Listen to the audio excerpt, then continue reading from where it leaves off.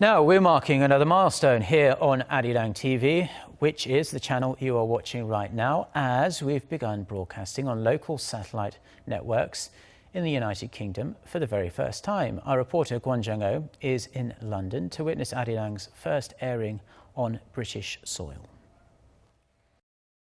Arirang TV is transmitted to over 100 countries around the world, but now it's taken a new step in the UK by being made available on Britain's local satellite networks. On September 26th, Arirang TV became available in UK households, including Emma Stock's home here in London. Emma, a fashion student, has been an avid fan of Korean culture for a number of years now. She had been watching Arirang online in the past, but now she's excited about the prospect of having it readily available in her living room in full HD. I think it's really cool because I can see like favourite actors, singers, there's a variety of different shows to watch, and I can show my mum and my family what I'm up to and then why I like Korea so much, and then they can learn more as well. Arirang is now on 2 TV service providers in the UK, Sky and Freesat. Together, they are beamed into more than 6 million households. The UK is the 4th largest English-speaking nation in the world and is therefore an especially important market for Arirang, whose English-language broadcasts look to share and better inform people about Korea's culture, history and current affairs.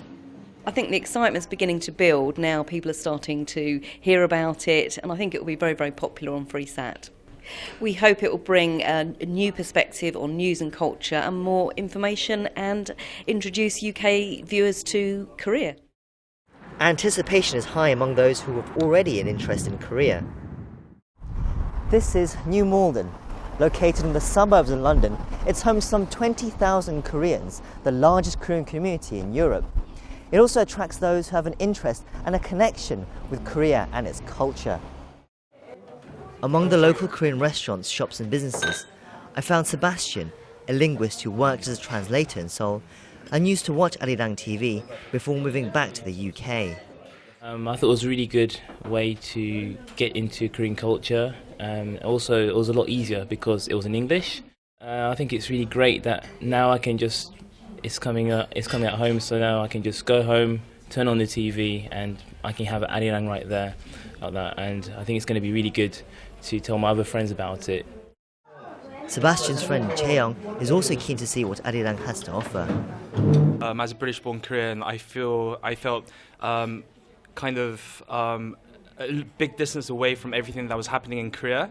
And when I did try to tune into the news, obviously the level of Korean being spoken on television is way too high standard for me to understand. So I think to have it accessible in English at home would be really convenient.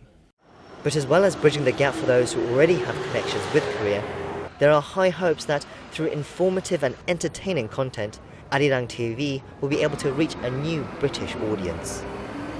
Kwon Jang-ho, Arirang News, London.